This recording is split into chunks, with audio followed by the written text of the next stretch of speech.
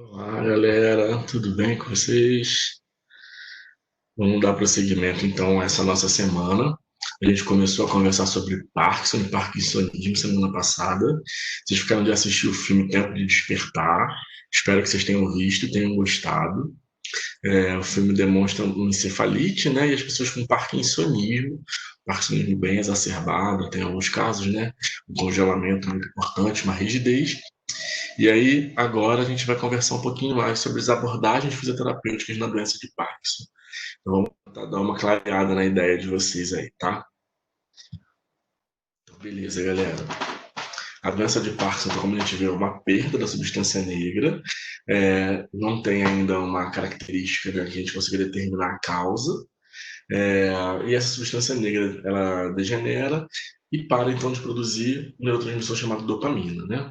Os sintomas aparecem após os 50 anos de idade, em geral, tá, gente?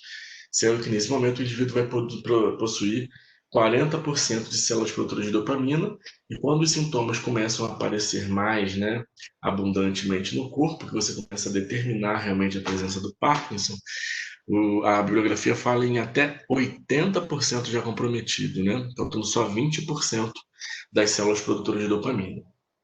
Bom, a doença de Parkinson é clinicamente classificada como uma síndrome extrapiramidal, não envolvendo as vias córtico-nuclear nem córtico-espinhal, né? Então não vai pela via piramidal clássica, né? Bom, em geral a gente vai estar falando então de circuitos de integração motora. Na RA de vocês tem essa discussão, eu espero que vocês tenham conseguido entender basicamente como funciona. A gente fala então sobre o sistema motor piramidal, somático e esses circuitos que integram essa decisão do movimento, né, de você realmente querer fazer esse movimento acontecer, no que a gente chama de via estimulada por glutamato, via inibida pelo GABA e as estimulações lá pela dopamina, que podem acontecer ou não. Então, esse circuito aqui, que a gente chama de circuito de via direta ou indireta, né, vai ter a dopamina, o GABA e o glutamato em diversos momentos aqui, inibindo ou estimulando a via, né? E aí quando você quer então fazer o movimento, você vai estimular uma via, e quando você não quer ter o movimento, você vai inibir a via. Em geral é isso que vai acontecer. Eu não quero dar spoiler, eu quero que vocês façam essa questão. Mas na quinta-feira eu vou separar então um tempo para a gente conversar só sobre isso, via direta e via indireta, tá? Mas esse gráfico aqui mostra para a gente mais ou menos como vai funcionar essa estimulação então dorso-medial e anteroventral do tálamo, indo essa informação neuronal para o córtex, né, para o córtex órbito frontal da gente, e aí do córtex órbito frontal a estimulação glutamática aqui, né, de substância negra do estriado, a substância negra, né, fazendo essa estimulação dopaminérgica para o estriato, e aí o corpo estriado, né, é, caudado hipotâmen, né, e aí o estriado ele vai fazer então uma inibição GABAérgica ao globo pálido interno e pela via direta e uma inibição GABAérgica pela via indireta ao globo pálido externo. Então, o grande problema da substância negra é que ela não ativar o estriado é que o estriado não inibe o globo pálido interno, nem o globo pálido externo. Eles não inibindo o globo pálido interno, o globo pálido interno, então, ele inibiria, né, o movimento direto acontecer. Quando você não inibe o inibidor, você estimula a ação motora, tá? Então, isso deveria acontecer na via direta normalmente e na via indireta normalmente. A gente tem duas vias de motricidade voluntária. Quando você não tem essa substância negra produzindo a estimulação dopaminérgica aqui, essa segunda parte da via não acontece. Então você inibe um inibidor, então você estimula o globo pálido interno, que é inibidor do tálamo. Quando você inibe, né, o inibidor, você acaba estimulando esse inibidor, o próximo, né, que seria inibido. Então, o globo pálido interno que vai inibir o tálamo, né? E aí você acaba não desenvolvendo, então, o movimento voluntário, tá? Mas isso é uma via complexa, assim, né? Eu falei rapidamente, assim, essa história de inibir o inibidor é a frase clássica que tem, tá, gente? Mas, em geral, é só você pensar que no final o globo pálido ele vai inibir o tálamo, né? Então, qual é a função quando você quer se mexer pela via direta? É que você iniba o globo pálido interno, para ele não inibir o tálamo e você desenvolver o movimento, tá? Você só vai inibir o tálamo, quem inibe desculpa, quem inibe o globo pálido interno né? Porque ó, o globo pálido interno inibe o tálamo. O normal, então, é eu inibir o globo pálido interno. Quem inibe o globo pálido interno é o globo pálido externo e o estriado. Se eu não ativo o estriado, eu não inibo o globo pálido interno. Aí, se eu não inibo o globo pálido interno, eu excito o globo pálido interno, que é um inibidor do tálamo. Então, eu não tenho movimentos acontecendo. É cruel, né? Mas é assim. E não é tão difícil quanto parece, não. Falando um monte de nome assim, às vezes dificulta, tá? Mas pensa sempre no globo pálido interno da história aqui, tá? O núcleo subtalâmico, ele ativa o globo pálido interno, que é um inibidor das vias motoras, tá, gente? Então esse que é o fim da história aí, tá bom? Então, beleza, gente. A via direta e a via indireta de movimentos, então, vai explicar um pouquinho por que você para de se mexer no Parkinson, por exemplo, e em outras alterações de núcleos básicos, a gente vai ver hoje duas, a gente acaba excitando os movimentos, que significa o quê? Você para de inibir, então você começa a ter movimentos involuntários. Então a gente tem as coreias, né? As distonias, as discinesias, que são alterações nos núcleos da base, só que ao invés de você ficar inibindo na via direta, você hiperexcita a via direta. Então a pessoa não tem controle inibitório, começa a se mexer com movimentos involuntários. Tá. Aí tem a galera ali que participa da via, ó, núcleo subtalâmico, estriado, o globo pálido, o tálamo, né? Todos ali interagindo para fazer essa via motora. Uma imagem bonitinha de novo dos núcleos de base, né? Nesse corte frontal do cérebro, no plano frontal. E aí, galera, a gente viu que a gente tem sinais clássicos do parkinsonismo, né? E da doença de Parkinson também, que é a rigidez, bradicinesia, micrografia, ausência de mímica facial, amimia, anormalidade postural, tremor no repouso, postura flexionada, falta de reações de equilíbrio, diminuição de rotações de tronco, diminuição do estoque de dopamina na substância negra, com presença de corpos de Levy, que a gente também vê em demência, né? Iniciação, alteração na direção e habilidade de frear o movimento de parar, uma vez que ele esteja iniciado, ficam muito ruins do Parkinson, tá? Então o Parkinson não inicia, não consegue desviar, né, fazer aquele controle cerebelar de ter uma métrica bacana, ele consegue só direcionar o movimento que ele está fazendo reto, ele tem dificuldade com obstáculos, na verdade, então qualquer obstáculo tem dificuldade para ele desviar e frear o movimento. Decisão, direção de movimento e tempo de reação são coisas a alcançar com o parkinsoniano. Atraso na ativação dos músculos, incapacidade de sustentar adequadamente a contração do músculo para que o movimento e uma habilidade diminuída possa dissipar a força rapidamente. Passos curtos, com velocidade diminuída e cadência aumentada, que a gente chama de festinação, que é quando você tem festinação para propulsão ou para retropulsão. Tomar cuidado com a queda, tá? O Parkinson é um estudo progressivo, síndromes clássicas, né, que podem acontecer no avanço da doença. É a síndrome do travesseiro fantasma, quando o paciente deita em DL e não tem nada embaixo da cervical, mas o paciente fica com a cabeça flutuando. Ele já está com rigidez cervical, porque ele não consegue mais relaxar o pescoço, tá? É síndrome do travesseiro fantasma. Bom, classicamente existe uma escala para avaliar Parkinson, né, para dar o grau dessa gravidade da doença, que é a escala de Hoehn-A. Ela tem diversas alterações hoje em dia, tá? Classicamente ela 0 sem sinal de doença, 1 com alteração unilateral, 2 bilateral sem alterar o equilíbrio, 3 bilateral leve com estabilidade postural, 4 incapacidade severa, mas ainda fica em pé, e 5 quando já está restrita à cadeira ou ao leito. Tá? Aí hoje tem variações, tem 2,5, 3,5, né? Mas essa é a clássica. E existe uma escala, que é a escala de classificação unificada da doença de Parkinson, em inglês, né, é UPDRS, Unified Parkinson Disease Rating Scale, alguma coisa assim, tá? É a classificação unificada de doentes de Parkinson, nem tudo pode usar, mede a posição cognitiva, a parte emocional, a habilidade de desavidez, a função motora, efeitos colaterais de medicação. Na avaliação, o terapeuta não deve só observar, né? A gente também pede para o paciente fazer, e aí ver o tempo que ele demora para fazer isso, tem na forma de aplicar a escala. A gente deve ver na quinta, tá? O indivíduo parkinsoniano, então, tem 4 sinais clássicos que não pode esquecer, galera. Tremor de repouso, instabilidade postural, rigidez e bradicinesia. Como que a gente trata, né? Tremor de repouso, galera. A ideia é que o tremor seja no repouso, né? Ou se você der uma atividade para aquele membro, o tremor vai passar. Então, qualquer exercício que gere atividades dinâmicas, que trabalhem os movimentos dos membros superiores, como arremessar bola numa cesta, arremessar bola um para o outro, bater palma, bater o bastão no chão como se fosse bengala, bater um bastão no outro, brigar, né, fingir que está encostando com uma briga de bastões, estalar os dedos enquanto anda, todas essas atividades motoras que usem membro superior que tem um tremor no repouso vão frear o seu parkinsoniano, tá? Então, dentro da terapia, então eu vou fazer agora um treino, um alongamento ativo, dinâmico de costas, né, para trabalhar extensores e flexores. Dá uma atividade para a mão, segura a bola enquanto você faz a rotação de tronco. Só dele segurar a bola e manter a bola parada, concentrado na bola, ele vai parar de ter o tremor.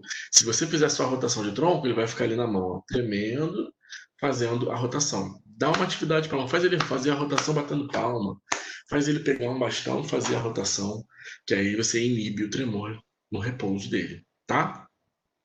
Para instabilidade postural, galera. Nosso amigo parkinsoniano, parkinsonista, né? Parkinsonismo, com parkinsonismo, ele vai ter esse sinal clássico de quedas possíveis muito facilmente, um risco de queda bem alto. Ele geralmente tem a propulsão ou a retropulsão, né?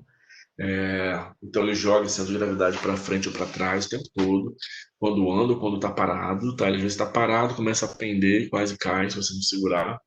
Então você tem que fazer muitas atividades que sugiram a esse paciente que ele saia do padrão flexor anteriorizado, que ele comece a ganhar padrão extensor e que ele comece a ganhar reações laterais, reações para frente. Então, treinos de reação de equilíbrio são super importantes, tá? E a gente começa sempre fazendo alongamentos ativos. O que é um alongamento ativo, galera? É a própria pessoa fazer. Legal. Só que além de ativo, tem que ser dinâmico, tá, gente? Então eu não posso pegar um parkinsoniano, pegar um bastão, levar lá atrás e contar até 30. 1, 2, 3, 4. Porque aí, beleza, eu estou trabalhando na instabilidade postural dele, eu estou ganhando extensão, fortalecendo, alongando cadeia flexora dele, né, que está encurtada, mas eu estou piorando no outro lado dele, que é a rigidez. Os músculos rígidos, eles tendem a já ficar paralisados e estáticos. Os parkinsonianos precisam de dinamismo. Tá? Então é alongar e vai lá atrás, vai lá atrás, vai lá atrás. Então você tem que fazer exercícios dinâmicos com ritmo e que favoreçam a postura dele em extensão. Tá? Todos os padrões flexores precisam ser quebrados. Então a extensão de membros de antebraço, cotovelo, extensão de punho, grandes amplitudes de abdução de membro superior, tá? Extensão de tronco com rotação para um lado, rotação para o outro, entrega a bola em cima, entrega a bola embaixo, sempre dinâmico, contando o número de vezes, falando em voz alta, para o parceiro trabalhar também a hipofonia que eles têm, tá, gente? Então, alongamento ativo, uso de bastões, bambolês, bolas, resistência elástica também, né? Amarra o teraband na barra paralela e faz ele balançar os braços de um lado para o outro, faz ele rodar o tronco segurando o teraband ou elásticos, o que for, tá? Alcance lateral, né? Alcançar lateralmente de um lado para o outro. Pode bater a mão, bate a mão de um ou outro, faz um círculo, né? Com parkinsonianos. Entrega em cima, entrega embaixo, entrega de um lado, entrega do outro, marcha batendo palma, né? Marcha levando o bastão para cima e para baixo, faz um zigue-zague, faz um circuito, tá? Para rigidez, que eu estou falando então da hipertonia deles. Lembra que a hipertonia do parkinsoniano não é espasticidade, igual a AVE, aquela que a gente viu lá, né? Você puxa, o braço abre. Ele fica travadinho, rígido, mas quando você abre, vai abrindo igual uma roda denteada, né? Opa, vai abrindo, ó, igual uma roda denteada, vai tremendo, ó. Treme, treme, treme, treme, treme, treme, treme, treme, treme, treme, treme, treme, tá? Essa rigidez muscular, eles vão apresentar cada vez mais grave. Rigidez distal e rigidez de tronco, tá? Axial e apendicular. E o que salva a rigidez é alongamentos dinâmicos e ativos, tá, gente? Com bolas suíças, bastões, alongamento dinâmico, em pé, acordado, junto com marcha, bater o bastão no joelho, subir o joelho, atividade dinâmica, nada estático, tá? Para você não favorecer a rigidez deles, que eles já vão ter presentes, tá bom, gente? E a bradicinesia, que é movimentos flexicados, a gente trabalha justo com ritmo, né, gente? Então, nosso amigo parkinsoniano precisa trabalhar palmas, pode colocar um som no dia, colocar o som ligado e ele seguir o ritmo da música. Então, tum, tum, tum, tum, tum, bate palma, tum, bate palma, e segue o ritmo, tá? Para trabalhar então a velocidade dos movimentos. Se for trabalhar um tipo de circuito, fazer com velocidade, pedir para ele sempre estar instalando o dedo, ou colocar pistas visuais para acelerar a visualização da marcha e conseguir quebrar o padrão de congelamento de freezing. Aquela marcha festinada, ele só acontece que ele não tem pista visual. Então, quando você coloca pistas visuais, igual aconteceu no filme com a Lucy, né? Ela estava indo lá fora ver a janela. O chão mudou o piso, ela travou, ela congelou. O que precisou fazer? Pintou de preto e branco e ela seguiu até a janela. Né? Então, essas atividades, né, explorar esse âmbito aí do parkinsonismo é super importante.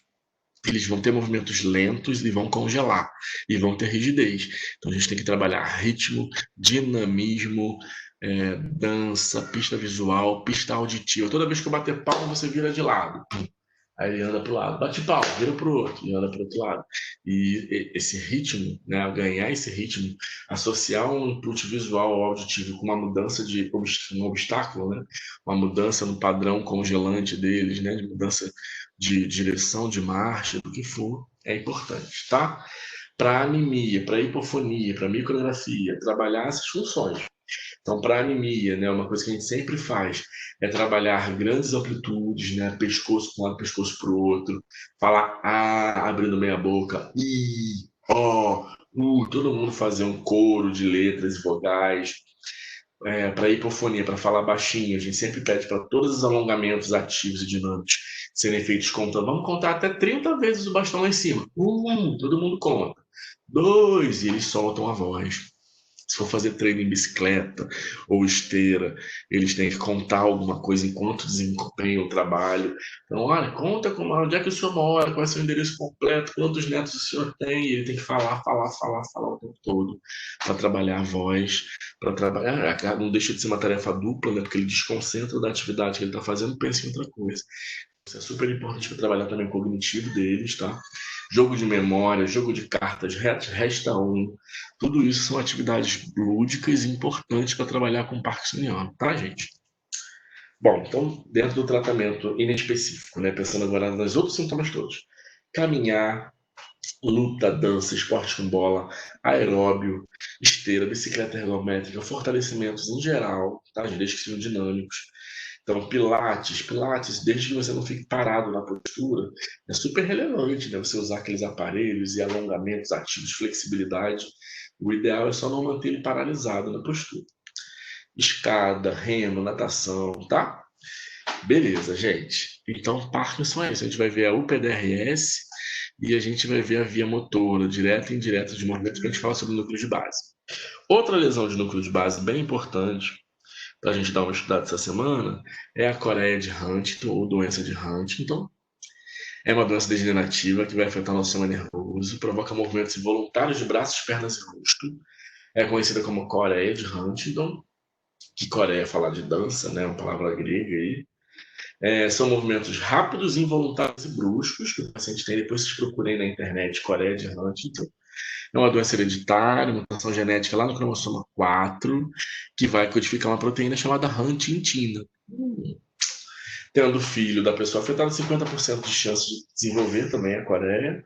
Se o descendente não herdar o gene, não vai desenvolver, nem vai transmitir, porque é uma doença autossômica dominante. Então, você geralmente vai ter se você é filho de alguém que tem. Se você não teve, você não passa para ninguém depois.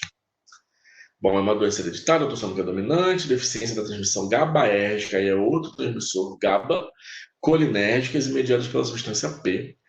Você vai ter, então, uma hiperatividade dos neurônios mediados por dopamina, então você vai ter hipercinesia. Então, é o contrário de Parkinson, né?